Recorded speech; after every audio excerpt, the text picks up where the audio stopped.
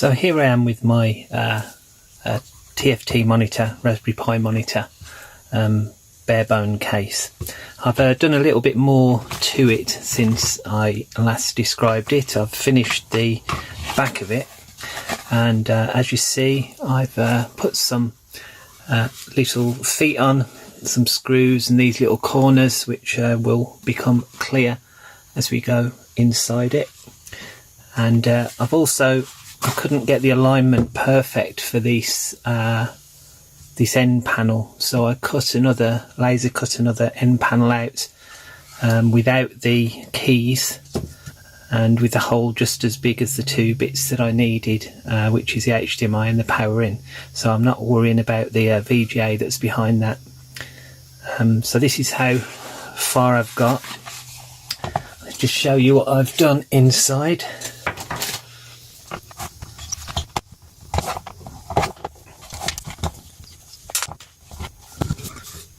Since I last described this, I have stuck down the back of the board in there.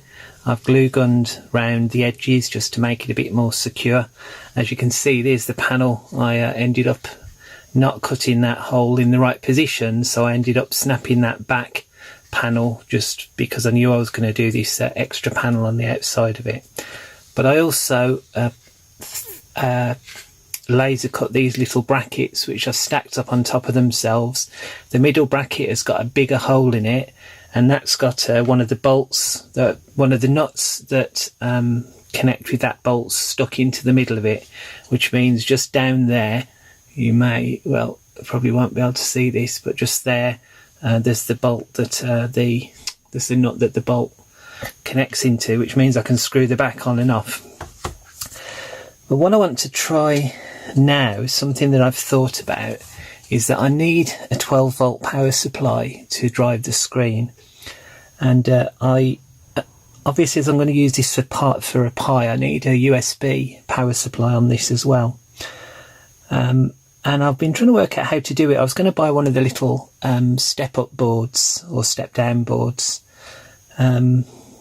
and then I thought I would have to mount it, and I wasn't sure how I was going to go about doing that. But then I found this little module, which is designed, it was about £3. Here's the listing for it. It takes 12 volts in through there and gives out micro USB, which is what I can use to power the Pi. Now on the original listing, you can't see it on this one, but on the original listing it had this little box open, and you could see the circuitry inside, and I could see that I could actually take these wires off. And so what I want to do is put this module somehow inside here. I might have to do it further down and put it in this little hole that I had to put things in so that I can power the Pi from it. And that was always my intention. So got 12 volts coming in here. I thought what I'll do to begin with, let's just check that this works. If I get one of these little power banks, hopefully if I plug that into there, then take my 12 volts, and this is going to be very rigged, probably not the best way of doing it, but let's just take 12 volts from the inside of that and then power it up there. So see the little red light, you might see it on the charging bank, so it's definitely kicking out 5 volts now. So let's just try and open and just check that I can still do what I hope to do inside here. Ideally I just want to shorten these leads because the leads as it stands are way too big. Let's put those over there so I don't lose them. But it's going to be useful just to have that bit, because I might end up not using the case and just mounting that inside the monitor case. Not much gone inside here. There's the inductor, the power supply chip, what looks like a fuse maybe, a couple of capacitors, diode, so probably just a step down there. I don't really have to worry about how it does this. And the nice thing is that these power leads have both got only got 2 cores, so I don't have to worry about finding out which wire is which. So here's a 12 volt in, so I probably just need to unsolder that anyway. Is there a plus and a minus? Okay, so there's a plus and a minus on there. I think I'll start by just unsoldering those, and then I should probably, if this thing slides down, if this moulded piece slides down, looks like it won't, but anyway, I'll probably cut that off so it will just easily plug into the Pi, and also wrap up inside the case. Here's my little Pi case as well. I was going to put a case on the back of the back of the screen to hold my Pi, but after I made the screen, the new Raspberry Pi B plus 2, whatever it is, came out, and I decided I was going to use that, and then I found this rather amazing template for this excellent case on Thingiverse, so I decided I was just going to use that. So we'll have that as a little thing that goes behind the screen, and then maybe just lean the screen on it when I want to use a full-blown Pi with my screen. So that's where I'm going with that. Right, so let's just before I'm unsoldering that, I just wanted to make sure it had the plus and minus on the back, which it does, so it should be quite an easy thing just to lift those 2 wires off. Alright, and I should probably, I'm not going to cut this yet, because I want to, the next thing I need to do is find out where I can pick the 12 volts up from going into the back of the LCD driver card. So let's have a look at that. So the best thing to do is for me to just pick the 12 volts up from here somewhere. What I don't know is whether I can still get to the contacts of this. If this one at the back is positive, I should be okay, and then I should be able to lift the negative somewhere else off the board. So let's plug it in so that it boots.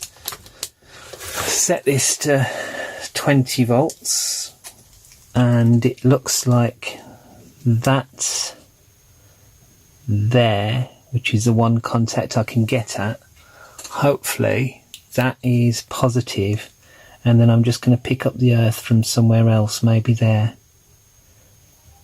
Excellent. So I can probably pick up, I better not use the HDMI earth, but there's that bit there, which is the shield of the composite in.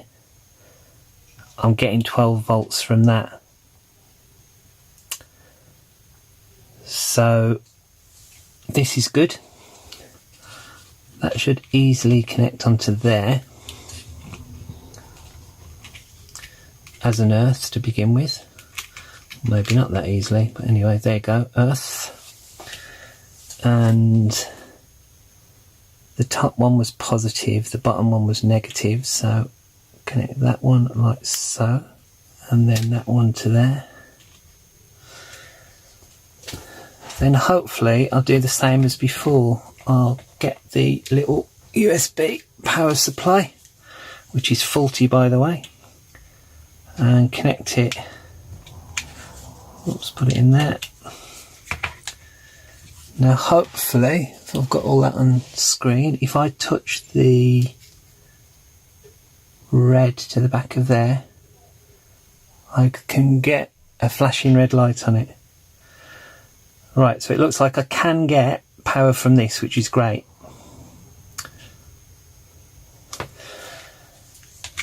So I think what I'll do, maybe, this is way too big, that's way too long, so I need to do that. I think I'm not going to worry about putting the case in. I think the best thing for me to do is to just strip the wire. Turn off for the moment. Power that down. I think I'm going to glue or stick that on there, and I should still have enough clearance from the screen. That's quite small. And then run the wires around here anyway to pick that up. Then I shall probably cut this so it's a lot thinner. Right, so let's cut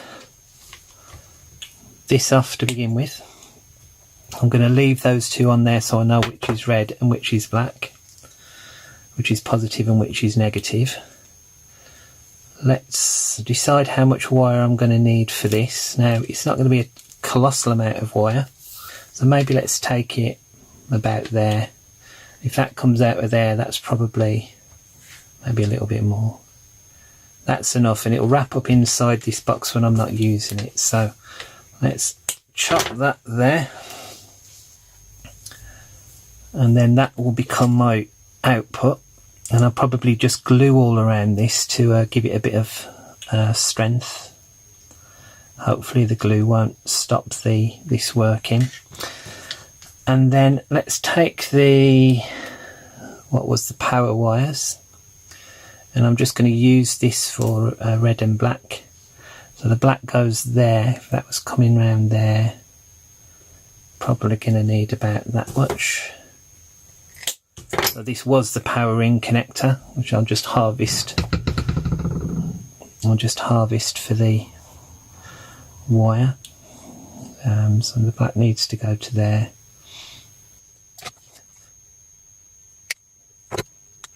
Okay. Right, so let's do power in wires. Let's twist that round. Sorry, slightly too long. I'll just twist these down first and then tin them, and then I should be able to chop them down a bit.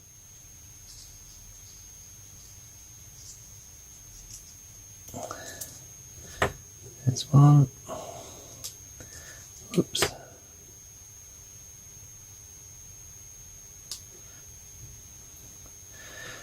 Okay. Now at the same time, I'm going to put a little bit of solder on the back of that.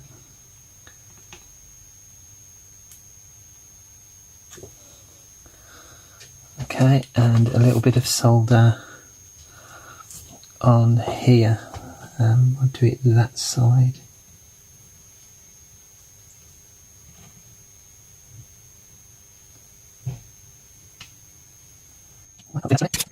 Now, trim my connections.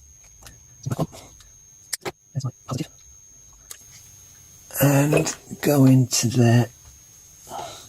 Solder that one on.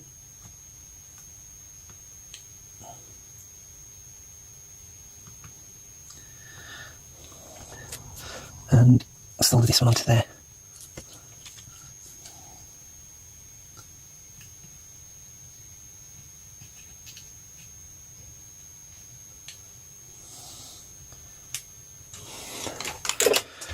Alright, so that should give me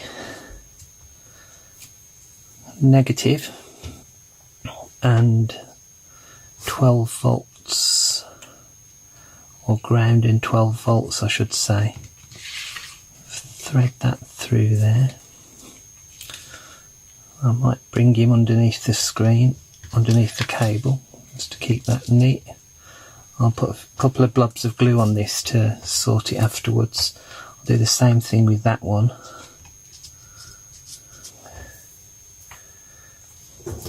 Okay, so chop the outside of that off.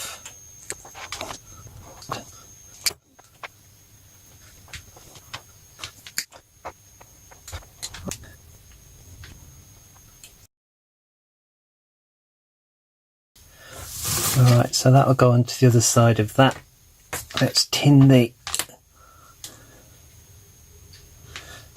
wires.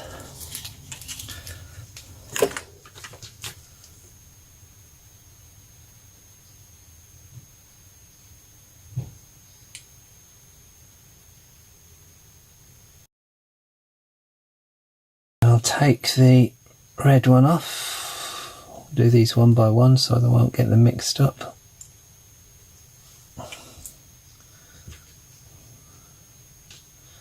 and pop the red one back on.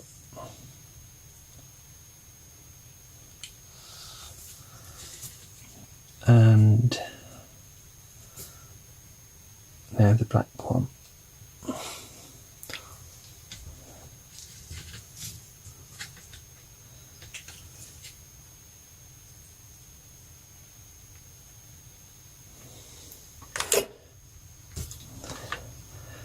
Alright, so they seem quite stable, and if I'm mounting this here, I just need to get enough of the black and the red to do that. So that one will chop off about there, I think,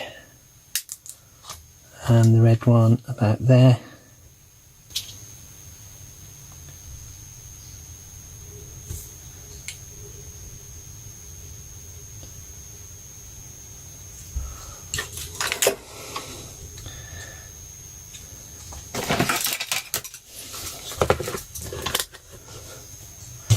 So first of all, when I plug this in, does it blow up? No, still powers, so that's good. And then let's take reading from the red and reading from there, and I've still, whoops, well, I do have 12 volts one side.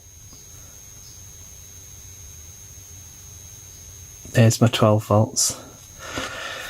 Okay, so I need to connect those back into this, and I also need to put my glue gun on. Okay, so there's that board sorted. Not the best way to lay out the wire, but that'll do. So I'll stick that down. In fact, I'm not going to stick it down. Let's just power it up, check for explosions. None. And let's pop this in again. There you go. So I'm getting the 12 volts out now. So smells like my glue gun has, it's a very old glue gun. Smells like it has started. There you go. It's heated up, so I'm just going to put big blobs of glue underneath and whack it down. Ouch. And I'm also going to put some glue around the wire to try and seal it down more underneath, just to try and stop it not coming off. I'm probably going to have to hold this for quite a while.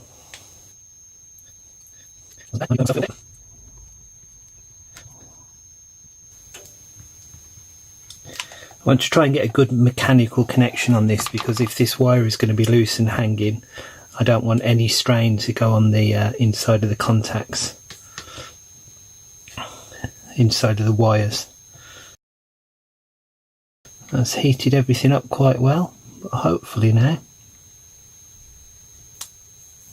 I've done this all while it's turned on. Well, at least it's not released any of the smoke. And actually, I think what I'm going to do is unplug this wire, unplug the screen, and just run that power, well, the USB out around to the other side.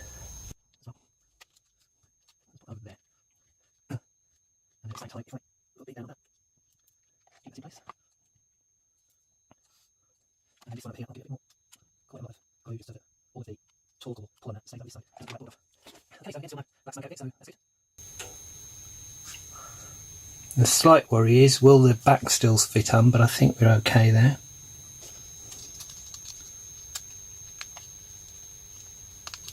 Not sure that's gone in. I think I might need tweezers, but let's just see. Oh, it has. Excellent. And notice this corner, I couldn't do the couldn't put the brackets right at the very edge, so I did it slightly in a little bit, and also the same here. So that seems to fit in. There's no difficulty fitting that in from that side, so that's good. So my little power supply board is fine. I think I would have struggled actually if I had that in, because that's a lot thicker, those two together, than that little circuit board. So let's just finish this.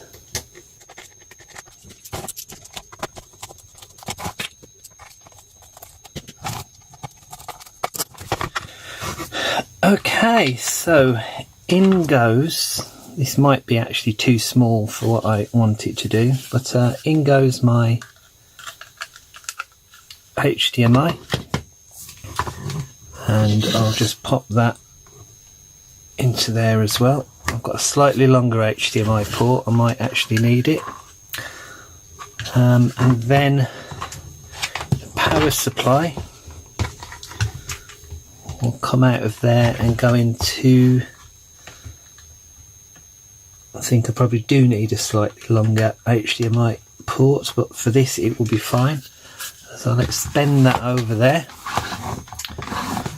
There's my screen and my power, and then let's put the 12 volts in without burning my hand off on the glue gun, and in we go.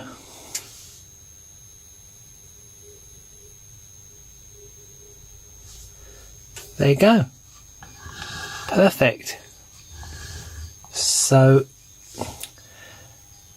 that is my bare bones monitor with a laser cut case that I designed myself, but could have a lot of improvement. Mostly it's to do with getting the positions of the cutouts right.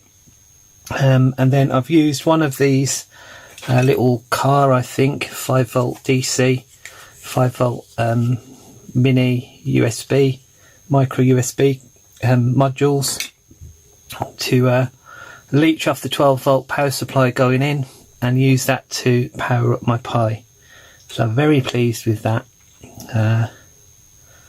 as a project. Now of course I did use a bare bones for this. I could have used one of the monitors that I had out of one of the LCD panels that I have out of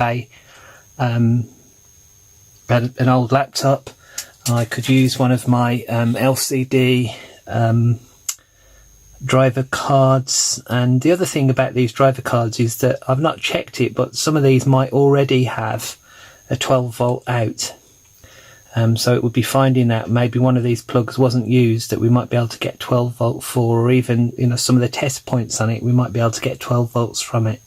But as far as I'm concerned on this one, I'm very happy with that project. So I can now use a little Raspberry Pi wherever I want.